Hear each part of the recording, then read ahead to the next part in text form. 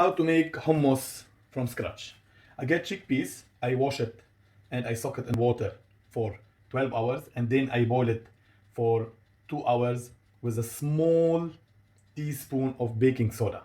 Then I wash the hummus very well and now we have it boiled and it have to be smashed by hand. This is the way how we know the hummus it's cooked.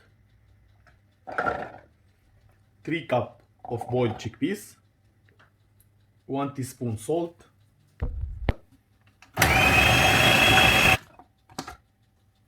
half very cold water, half cup.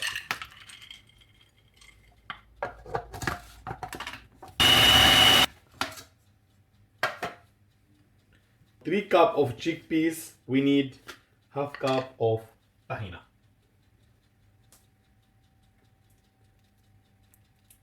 2 tablespoons fresh lemon juice or 1 teaspoon lemon salt. But I prefer to use fresh lemon juice.